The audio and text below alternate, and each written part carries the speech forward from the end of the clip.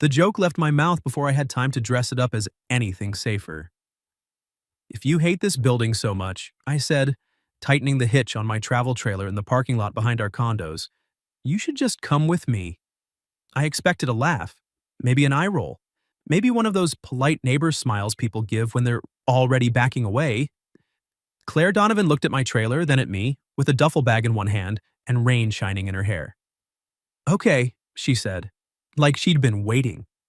That was the moment I should have paused. Asked a sensible question, maybe several. "Where are you going? Why are you holding a bag? Are you in trouble? Do you understand I was joking?" Instead, I stood there like a man who had spent 52 years learning how to be calm, only to have one woman undo the whole education with a single word. "My name is Jack Mercer. I restore old furniture for a living, which means I spend most of my days sanding down things other people gave up on. Tables with water rings, chairs with cracked legs, cabinets with bad histories.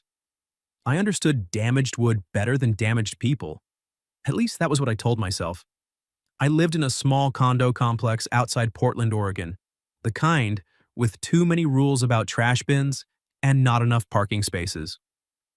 My wife, Ellen, had been gone 6 years by then. Cancer did what cancer does. It came in quiet, took up space, and left silence behind. After she died, I bought a used 24-foot travel trailer from a retired couple in Bend.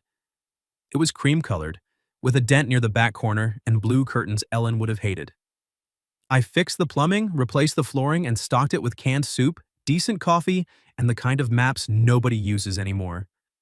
Every year around the first week of October, I took it on the road for 10 days. No big plan.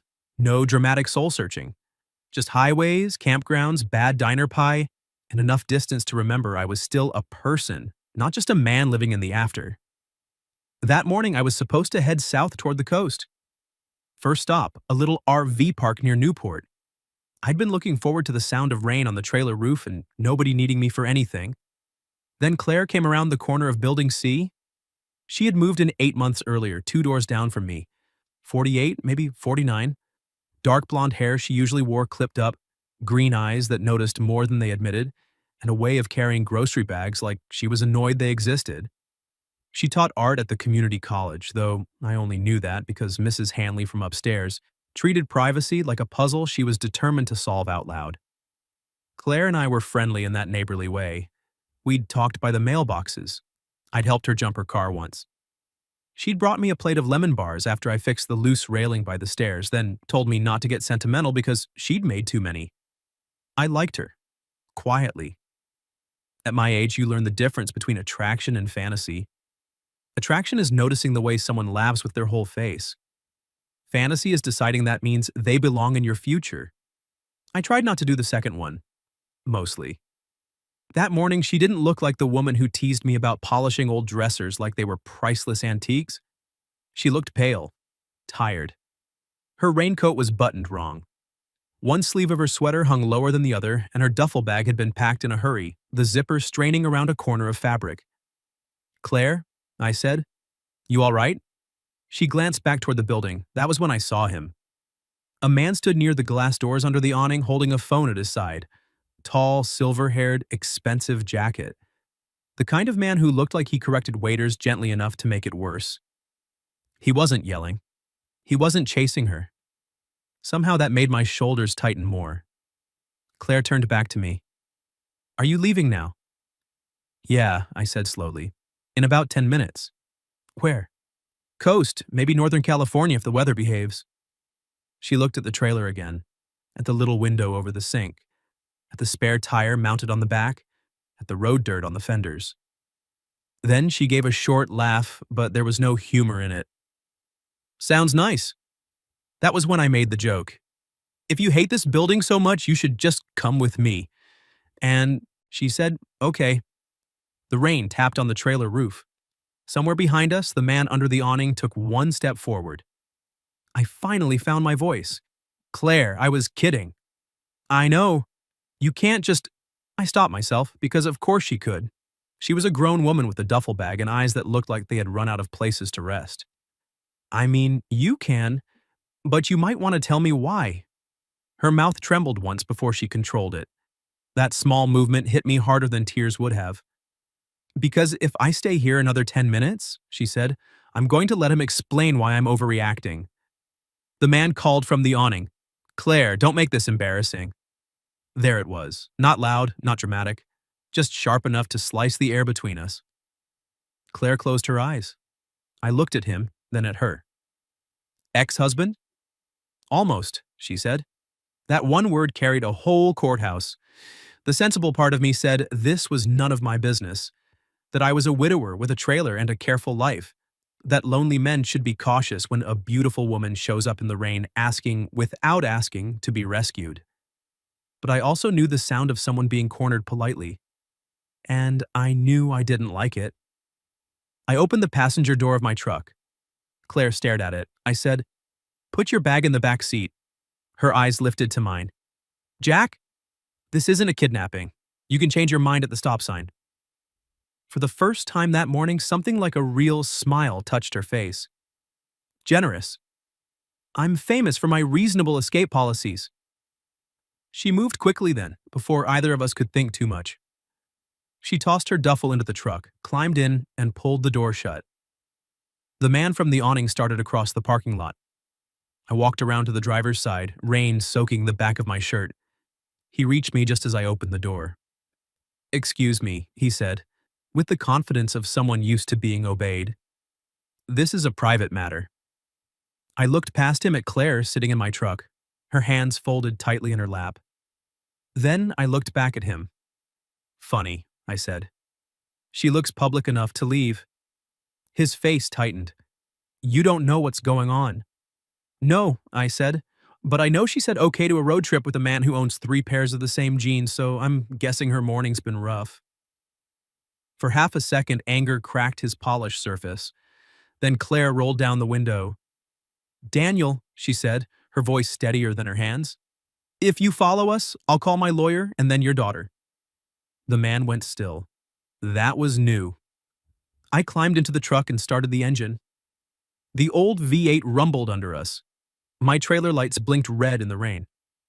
Claire didn't look back as I pulled out of the lot. Neither did I.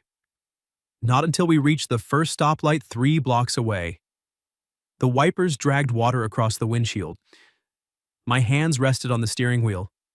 Claire sat beside me, breathing like each inhale had to be negotiated. "You can still get out," I said gently. "No judgment. I'll turn around, drop you anywhere you want." She looked at the road ahead. Then she reached into her coat pocket, pulled out her phone, and held it toward me with the screen lit. There were 17 missed calls. And 1 text from Daniel. "If you leave with him, I'll tell everyone what you did." Claire's voice was quiet when she said, "I need to tell you something before you decide whether you still want me in your truck." I kept my eyes on the light, though it had turned green. A horn tapped behind us. Not angry yet. Just a reminder that the world still expected ordinary movement. "Jack," Claire said, "I'm thinking. That usually requires driving." "Sometimes." The horn sounded again. I eased through the intersection, slow enough that the driver behind me threw up both hands as he passed. Claire held her phone between us like it might bite. "If you leave with him, I'll tell everyone what you did." There were sentences that opened doors. There were sentences that opened graves. I pulled into the parking lot of a closed tire shop 2 blocks later and put the truck in park. The trailer settled behind us with a soft creak. Rain blurred the cracked yellow lines outside. "Okay," I said, "tell me." Claire gave a thin laugh. "You don't want to keep driving first? Put a little distance between us and my bad decisions? I'm towing a 24-foot trailer in the rain with a woman who just fled her almost ex-husband. My bad decision quota is already full." That got a real laugh out of her, small and surprised. Then it faded. She looked down at her phone. "Daniel didn't hit me? I should say that first." I waited. People always want a simple story, bruises, police photos. Something they can understand without feeling complicated. She rubbed her thumb along the edge of the phone case. "Daniel's better than that." The rain drummed harder. "We were married 21 years, she said. "He's a cardiologist, well respected, charming in public. Generous when anyone could see him being generous. He remembered birthdays, donated to the right fundraisers, cried at his mother's funeral. And at home? At home, he corrected the way I loaded the dishwasher until I stopped loading it. Then he complained I didn't help. He told me my paintings were interesting in the voice people use for children. He tracked our accounts because he said I was bad with money. He made friends with my friends better than I did. I knew men like that. Not intimately, thank God. But I had refinished enough dining tables while husbands hovered nearby, answering questions meant for their wives. Claire swallowed. When I finally filed for divorce, he acted wounded, like I'd shot him during grace. What did he mean by what you did? Her jaw tightened. For a moment, I thought she might change her mind. Tell me to start driving.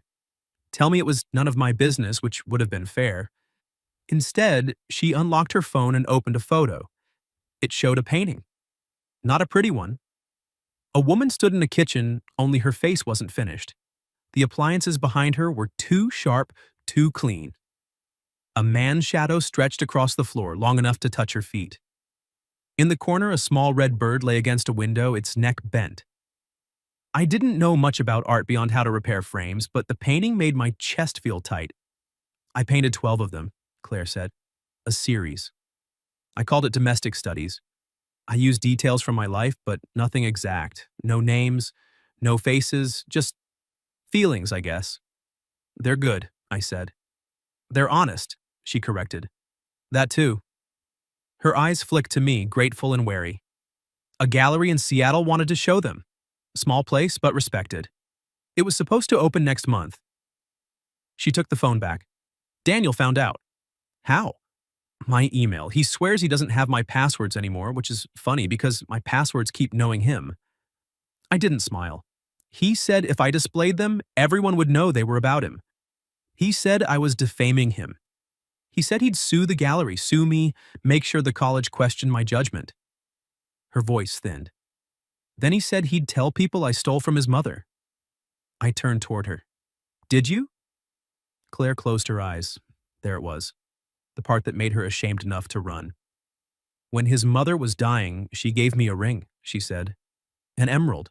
Family piece. Daniel had gone to get coffee. She put it in my hand and said, for when you need to remember you belong to yourself first. I felt something old and tender twist inside me. Did Daniel know? He knew she loved that ring. He knew it disappeared after she died. I didn't tell him because by then I'd learned that anything given to me became something he managed. Do you still have it? Yes. Then that's not stealing. In court, maybe not. In a whisper campaign? She looked out the windshield. Daniel doesn't need to win legally. He just needs to make me look unstable, greedy, bitter. He's good at that. My phone buzzed in the cup holder. I glanced down. Mrs. Hanley, of course. I ignored it. Claire noticed and gave a humorless smile. News travels fast. You have no idea. That woman could have warned Pompeii. My phone buzzed again. Then Claire's did. Daniel. She stared at his name until the call vanished. A voicemail notification appeared immediately after. Don't listen, I said. I have to know. No, you don't. She pressed play. Daniel's voice filled the cab smooth as polished stone. Claire, you're being irrational. I'm worried about you. Getting into a vehicle with a man you barely know is not normal behavior. I've already spoken to Elaine. She agrees this is concerning. Come back before this becomes something we can't fix. Claire went rigid. Elaine? I asked. My sister. The voicemail continued. And if Jack Mercer thinks involving himself in my marriage is wise, he should understand I know things about him too. My blood cooled. Claire stopped the message. For a few seconds, neither of us moved. Then I laughed once, not because anything was funny. Well, he works fast. Claire turned to me. What does he know about you? That I'm old enough to resent being threatened before breakfast. Jack. I sighed and rubbed a hand over my face. There were things everyone in the building knew. Widower, furniture guy, keeps to himself, owns a trailer, drinks black coffee, brings in other people's trash bins during windstorms. Then there were things nobody needed. My wife died 6 years ago, I said. I know. What people don't know is that the last 6 months were ugly. Pain meds, fear, bills. Her sister thought I should keep fighting every second, every treatment, every miracle some clinic was selling online. I looked at the rain sliding down the glass. Ellen asked me to stop. Claire's expression softened. She was done. She was in pain. She wanted hospice, not another hospital bed. I signed the papers because she couldn't hold the pen anymore. I could still feel that pen. Cheap plastic, blue ink, heavy as a weapon. Her sister told people I gave up on her, said I wanted my life back. Did you? The question was quiet, not accusing. I answered the only way I could. Yes. Claire inhaled. I wanted her back, I said. I wanted the life we had before. I wanted one morning where I didn't wake up already grieving, and I wanted it to be over because watching someone you love suffer is its own kind of dying. My throat burned. So if Daniel dug around enough, maybe he found some version of that story. Maybe he thinks shame is rare. Claire's hand moved across the space between us and rested on my forearm. It was light, careful. I'm sorry, she said. I nodded once because more than that might undo me. Another call came in on her phone. Daniel again. This time she declined it. Where were you planning to go? I asked. She glanced back at the trailer. Honestly, I got as far as the parking lot. Well, lucky for you, my travel accommodations are only mildly suspicious. That almost smile returned. I put the truck in drive. First rule of the road, nobody makes big life decisions hungry. There's a diner 40 miles west with terrible coffee and excellent pancakes. You're still taking me? I looked at her. Do you want to come? Her answer came faster this time. Yes. Then seatbelt. She clicked it into place. As we pulled back onto the road, my phone buzzed again. I expected Mrs. Hanley, but the screen showed an unknown number. A text. Mr. Mercer, this is Daniel Rowe. You are making a serious mistake. Claire is not who you think she is. A second message followed before I could react. Ask her what happened to the last man who tried to help her. I did not show Claire the text right away. That was my first mistake. My second was telling myself I was doing it to protect her. People always dress fear in nicer clothes when they can. We drove west through a curtain of rain, the city thinning behind us. Strip malls gave way to fir trees. The trailer followed with its familiar weight, tugging at the truck on curves, reminding me that every choice had momentum. Claire leaned her head against the window, eyes open. Not sleeping. Not even close. Her phone lay face down in her lap. Mine sat in the cup holder, screen gone dark, carrying Daniel's message like a live coal. Ask her what happened to the last man who tried to help her. I lasted 12 miles. At a long straight stretch past a Christmas tree farm, I said, Daniel texted me. Claire didn't move, but something in her face shut like a door. What did he say? I picked up my phone and handed it over. She read both messages, once, twice. Then she laughed, low and bitter. Of course. That's not my favorite answer. She passed the phone back. His name was Michael Torres. Last man who tried to help you? My lawyer.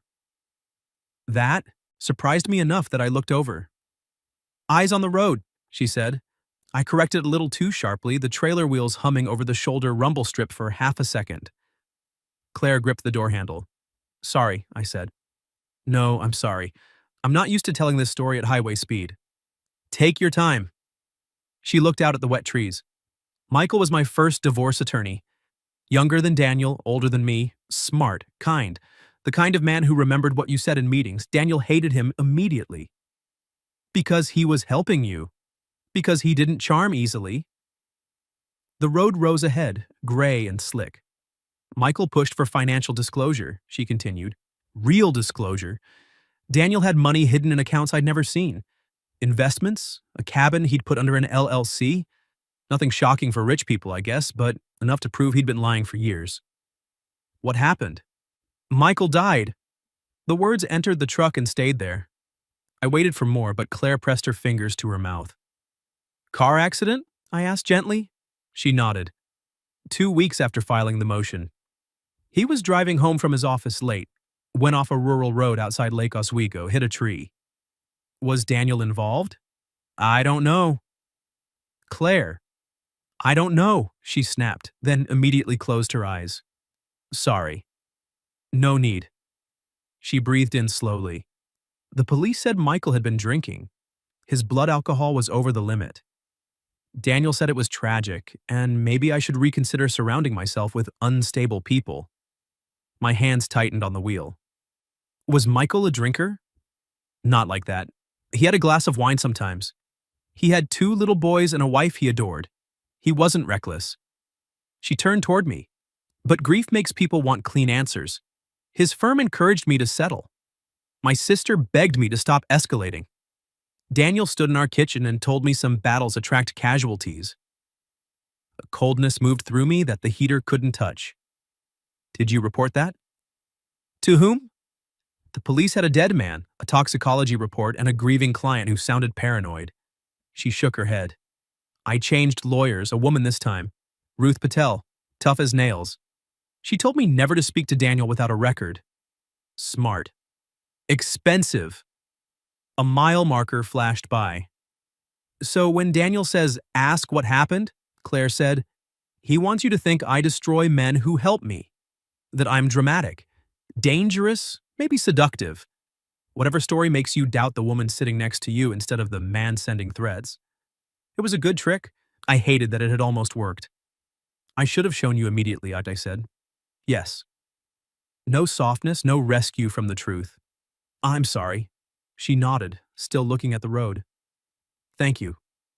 We reached the diner just after 10. It sat beside a gas station at the edge of a logging town with fogged windows and a sign shaped like a rooster. I parked along the far edge of the lot, taking up 3 spaces because the trailer demanded respect or revenge. Inside, the place smelled like bacon grease, wet coats, and burnt coffee. A waitress with silver braids called everyone Han without meaning anything by it. We took a booth near the back where Claire could see the door. I noticed, so did she. Habit, she said. Good one. We ordered pancakes, eggs, and coffee strong enough to remove paint. For 10 minutes, we pretended to be normal people. She asked about the trailer. I told her I'd named it Mabel because every stubborn object deserves an old lady name. Mabel? Claire said, amused despite herself. She leaks when insulted. Then I'll be respectful. You should. She's carrying my emergency chili. That earned me a real smile. It changed her face completely. I looked away too late. Claire saw that too, but said nothing. My phone buzzed on the table. Unknown number. A photo came through. My stomach dropped before I understood why.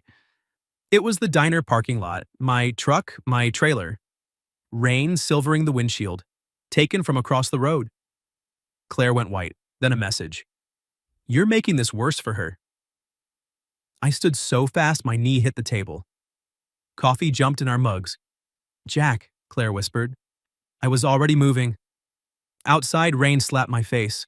I scanned the gas station, the shoulder, the line of parked cars across the road. A dark SUV idled near the far curb. The driver's window was tinted. I took 3 steps toward it. The SUV pulled away, not speeding, not squealing tires, just leaving with the calm of someone making a point. I memorized the plate. At least I tried. Oregon, Blue Tree, last 3, maybe 6 kj. By the time I got back inside, Claire had paid the bill and packed our food into boxes. We have to go, she said. Agreed. No, Jack, we have to decide where we're going, not just away. In the truck, she called Ruth Patel, her lawyer. Speakerphone. 3 rings, then a woman's voice sharp enough to cut rope. Claire, tell me you're not with Daniel. I'm not. I'm with a neighbor, Jack Mercer. Daniel followed us or sent someone. Where are you? Claire looked at me. I hesitated. Ruth caught it. Mr. Mercer, if you're listening, I don't care how noble you feel. Do not improvise with a controlling man who has money. Where are you? I gave her the town and diner name. Get back on the main road, Ruth said. Do not go to a campground reservation in your name. Do not use Claire's credit cards. Claire, is your phone location off? Claire froze. Ruth cursed softly. Turn it off now. Better yet, power it down. Claire did. Mr. Mercer, Ruth continued, do you have somewhere private? Not family, not obvious. I thought of my planned RV park in Newport. Paid reservation. My name. No, I said, and then I remembered. Ellen's brother Tom had owned a piece of land outside Yachats, a half-cleared acre above a creek, with an old gravel pad and a power hookup for visiting campers. After Tom died, his daughter kept it but never used it. I'd parked Mabel there twice. I might, I said. Go there, Ruth said. Send me the address from your phone only. Claire, listen carefully. Daniel filed an emergency welfare request 30 minutes ago. He's claiming you're emotionally unstable and maybe with an older male neighbor against your better judgment. Claire closed her eyes. Of course he is. There's more, Ruth said. He attached a statement from your sister. The cab seemed to shrink. Claire's voice dropped. What did Elaine say? That you've been erratic, paranoid, obsessed with punishing Daniel. Claire folded forward like she'd been struck. I looked at the rain-smeared road ahead and put the truck in gear. Ruth said, And Claire? Daniel is claiming you stole the emerald ring and used it to pay Michael Torres for services beyond legal representation. Claire made a sound I won't forget. Not a sob, a break. The line went quiet for a beat. Then Ruth added, I need to ask you something, and I need the truth. Do you still have the ring? Claire slowly lifted her head. Her eyes moved to her duffel in the back seat. Yes, she whispered, but not where Daniel thinks. Ruth Patel went silent for exactly 2 seconds. Claire, she said, where is it? Claire looked at me, then at the rain, then back at the duffel. In a paint box. Ruth exhaled. Tell me it's with you. It's with me. Good. Do not take it out in public. Do not photograph it. Do not discuss it with anyone except me. I'm discussing it with Jack. I gathered that. Ruth's tone sharpened. Mr. Mercer, congratulations. You are now a witness, transportation, and possibly a liability. Always nice to be useful. I'm serious. So am I. A pause. Then Ruth said, Daniel is trying to build a story before Claire can build a record. That means he wants panic. He wants mistakes. Don't give him either. Claire wiped under one eye with the heel of her hand. Elaine really signed something? I'll send it when you're somewhere safe. She's my sister. I know. No, Claire said, voice cracking. You don't. She knows him. She knows what he does. Ruth softened, but only a little. People often know and still choose comfort. I'm sorry. The words landed hard in the cab. We drove on through low clouds and dark timber, the trailer swaying behind us whenever wind crossed the road. Claire sat very still, one hand pressed to her stomach like she was holding herself together from the outside. After Ruth hung up, the silence stretched for miles. Finally, I said, Do you want to talk about the ring? No. All right. Another mile passed. It's in a wooden paint box with brass corner, she said, under tubes of oil paint, wrapped in an old rag. I nodded. Daniel bought me that box our first Christmas after we married. He told everyone he was supporting my art. She gave a hollow laugh. Then he complained about the smell of turpentine for 20 years. Sounds efficient. What? Being both generous and resentful about the same gift. That pulled a tired smile from her. We turned off the highway south of Yachats onto a narrow road that climbed into wet forest. The pavement ended after 2 miles. Gravel cracked under the tires, branches brushed the trailer sides like fingers. Claire looked around. Are you sure this is a road? Legally, probably. And emotionally. Mabel and I prefer not to label things. The land appeared after a final bend, a small clearing above a creek ringed by alder and spruce. There was a weathered post with a power outlet, a flat gravel pad, and an old picnic table turned green with moss. Beyond it, the creek moved fast between stones swollen by rain. I parked carefully, checked the level, then got out to unhitch. Claire stepped from the truck and stood in the clearing with her arms folded tight. Mist clung to her hair. For the first time since the parking lot, no building loomed behind her. No Daniel under an awning, no diner window, no one watching from across the road, just trees.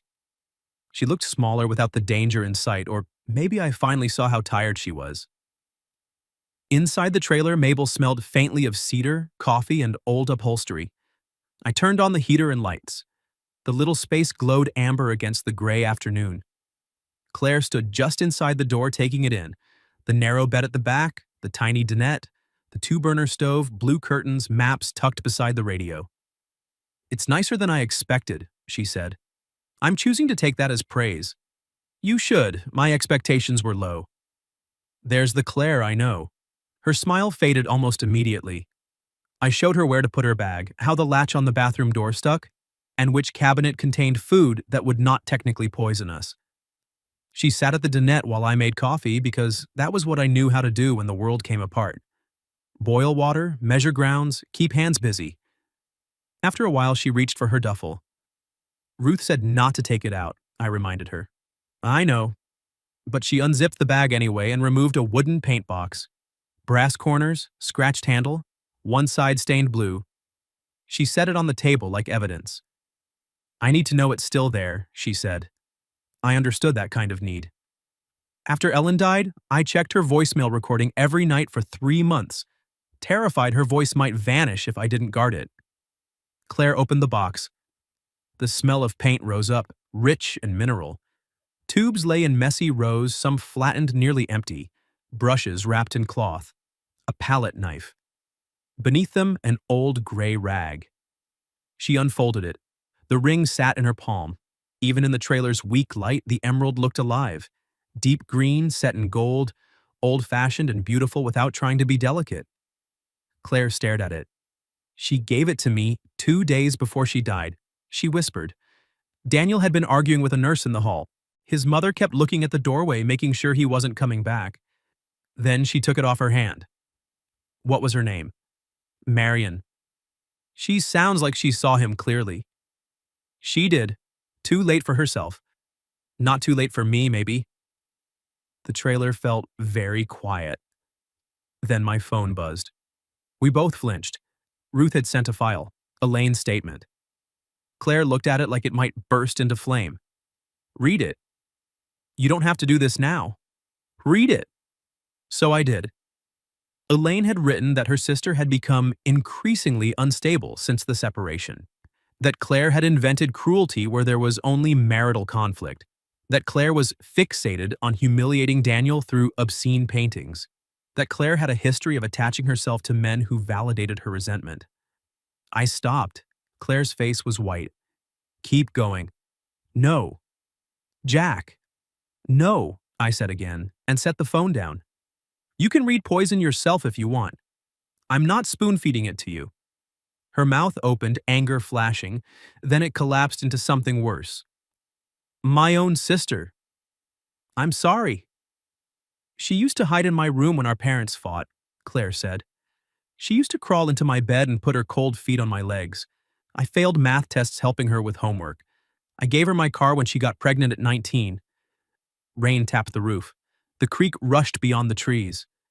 "Daniel paid for her son's rehab," she said suddenly. I waited.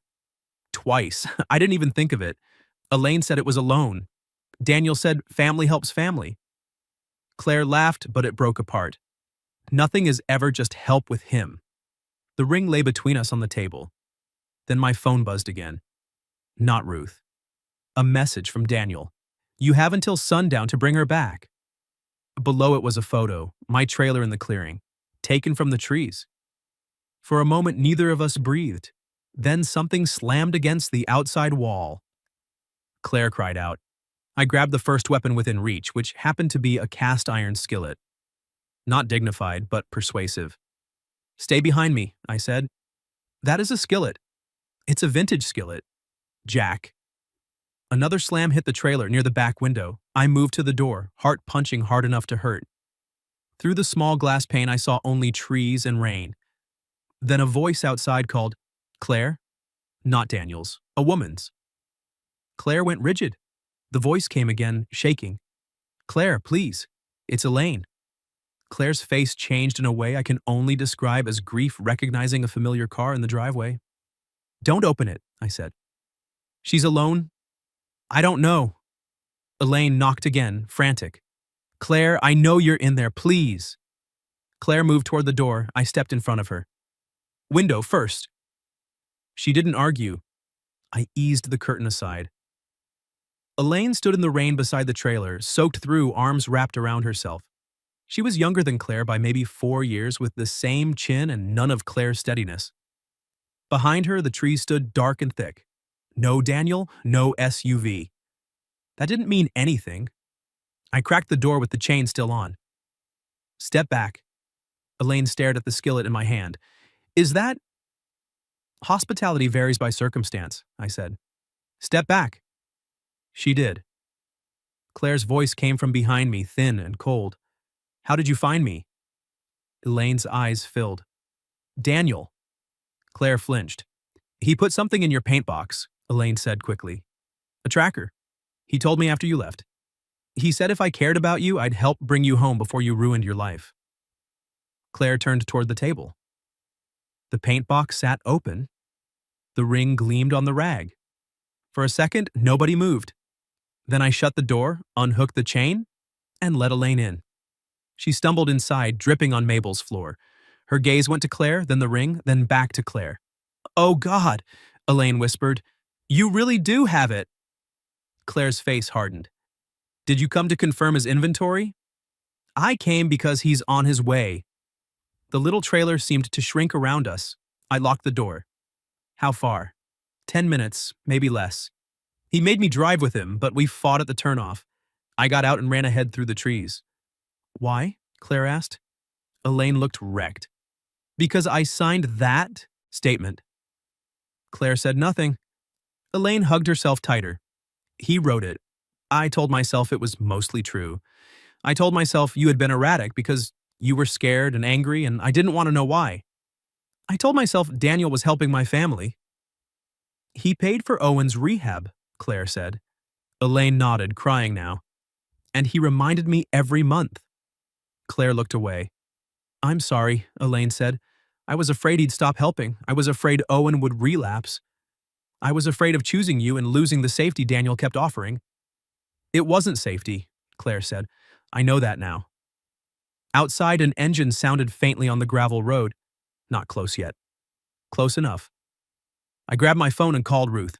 She answered on the first ring. He's here, I said. Police are already en route, Ruth replied. I called after the photo. Stay inside. Record everything. Elaine wiped her face. He'll act calm if police come. Claire stared at the ring. Then she stood straighter. No, she said. He won't.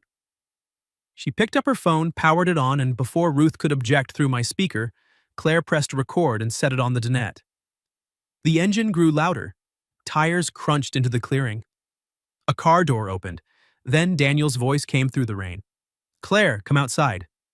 No shouting, no panic.